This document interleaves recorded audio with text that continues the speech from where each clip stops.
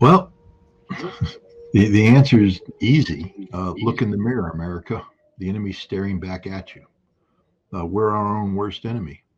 America has become the number one pariah in the world today.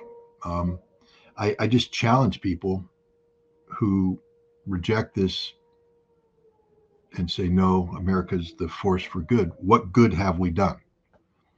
I mean, literally, since the end of the Cold War, what good have we done?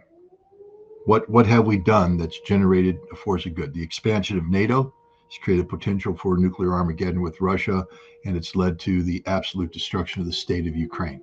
What good have we done? Our unquestioned support of Israel has led to this genocidal state, the death of tens of thousands, perhaps hundreds of thousands of Palestinian civilians, and now the ongoing slaughter of thousands of Lebanese civilians. It's led to the total destruction of Gaza, the ongoing destruction of Beirut. It's led to war. What good have we done? Our intervention in Iraq was illegal. It led to the deaths of millions of Iraqis. What good have we done? We intervened in Libya, got rid of Muammar Gaddafi, who was the head of a peaceful state, a prosperous state. And now look at it. It's a basket case. What good have we done? We occupied Afghanistan for 20 years in the promise of ridding Afghanistan of the Taliban. And the Taliban are back. Whatever we thought we were doing for Afghan women is now even worse. What good have we done? There isn't a single place you can point in the earth today and say, oh, America touched that and it got better. Everything we touch dies. We don't seek to help anybody. We are selfish. Even when we go out there with the Peace Corps and the United States Agency for International Development, it's not about helping them. It's called soft power. We sell it as soft power. We go in, and the idea is to influence and gain control over the targeted entity using soft power as opposed to hard power. We seek regime change. When you don't agree with us, we seek to remove your sovereign abilities and replace them with entities that are controlled by us. That's all we're about. We're a giant puppet master whose sole job is to go in and convert whatever flesh you have into wood and tie a string onto it so that we can turn you into a puppet. That's it. I challenge anybody to come up with anything that America has done that is good during this period of time. And you can't. We are the global problem. We are not the solution. We sell ourselves as being exceptional and indispensable, but there's nothing exceptional for our abject failures of humanity. And indispensable, the world will survive without us. They die when they bring us in. America has to change. The American people are good people. I'm not being critical too much of them. I know my neighbors. I know this country. I know we have good people. But we elect bad leaders who implement horrific policies that feed the demands of we the people. As long as we want this lifestyle that we have to recognize the reality that it's unsustainable unless we continue to siphon off the resources of the world and under terms and conditions that are advantage to us. We can't pay fair market price. That's why we need tiny little Congolese children to go out there and break up cobalt into tiny pieces, poisoning their bodies. We don't care about them. This is why we allow ongoing. When was the last time people talked about the ongoing wars in Congo? A million dead black people. There's the problem. They're black. They don't count. Subhuman, they're monkeys. They're this, they're that. All the racist crap that's out there.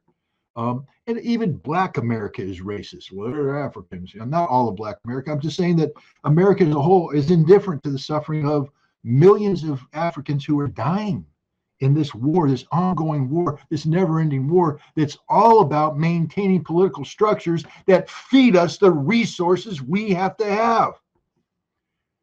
How many Americans, if you really knew the cost, the human cost that went into producing all the crap that goes into this cell phone, maybe we should stop using cell phone. I'm a hypocrite. Hell, I got one of these things. It's indispensable in my life.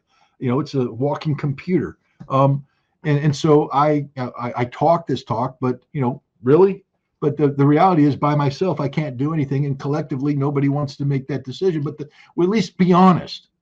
We are allowing slave labor in Africa to continue in horrific conditions so that these innocents are slaughtered. They're going to all die young. All the kids in there are sucking in this poison in their body. They're all going to die young. We don't care. Meanwhile, their parents and their are being butchered in wars that we promote. We could stop these wars, but we don't stop these wars because we have to have the political elites in place that allow this corruption to take place so that we can live. This is America. America, the drug trade. What keeps the drug trade going? Let's be honest. Spoiled white middle class and upper class people who want to put cocaine up their nose. There it is. And so they want the cocaine. South America has the cocaine. And as long as we want it, they'll find a way to get it to us. And that market's there. And the government's found out how to tap into that, make that a money-making enterprise.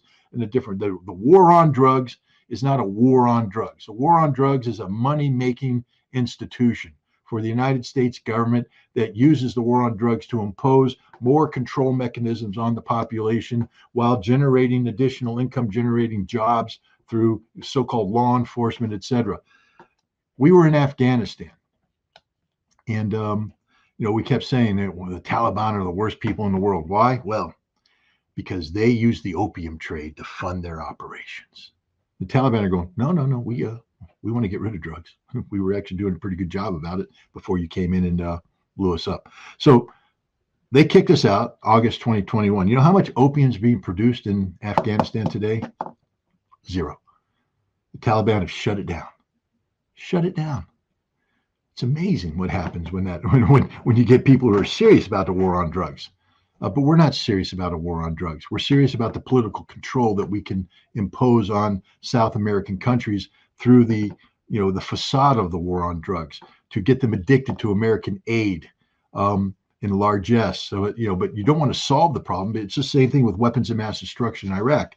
For the longest time, the United States didn't want to disarm Iraq. I know that because I was the weapons inspector trying to disarm him, and I was blocked more by America than I was by the Iraqis, because disarming it actually solves the problem. And we need the problem to facilitate our policy of taking over the region. So we have to allow Iraq to be, operate under the fiction that they are pursuing weapons of mass destruction programs that no longer exist and can be documented as not existent, but you have to maintain the facade of a threat for weapons of mass destruction so you can keep this policy in place. It's the same thing with the war on drugs. We have to keep the drugs going because then we can justify the control mechanisms that we put in place over South America and the control mechanisms that we put in place in America today. The government could stop all of this crap that happens in America but through sound policy, but we don't, because we don't want to stop it. The secret is we need Americans to be addicted, because that addiction creates weaknesses that then the government exploits through societal controls and legal controls. This is the reality of it all. America is the biggest pariah nation in the world today. We commit most of the crimes in the world today. We're responsible for most of the death and destruction in the world today. There's not a damn thing we do in the world that's good. Not a damn thing. And that's the reality of it. We are the problem. And yet we point an accusatory finger around the world. Every single problem out there is manifested because of our actions, cause and effect relationships. Newton's third law of physics applied to geopolitics. America does something, there's a reaction. And the way our system works is that reaction then is used as justification for us to do something else, designed to generate a reaction that is just. How do you think the military-industrial complex continues to sustain itself? It needs war. It needs conflict, constant, permanent state of war to justify the expenditures, which logically most Americans would say doesn't make any sense. Why should we spend trillions of dollars to build nuclear weapons, which if we ever use, we all die from? But we continue to build trillions of dollars worth of weapons because we've created the perception of the need for these weapons. Instead of promoting disarmament using diplomacy, we have the military-industrial complex linked into Congress that has this perpetual state of war. Our policies are designed on purpose to generate friction around the world that then it turns into crises, which turns into military potential or actual military operations that justify the existence of the military-industrial commission. We are the greatest threat to the world today. We, the United States of America. If we disappeared today, the world would be a much better place.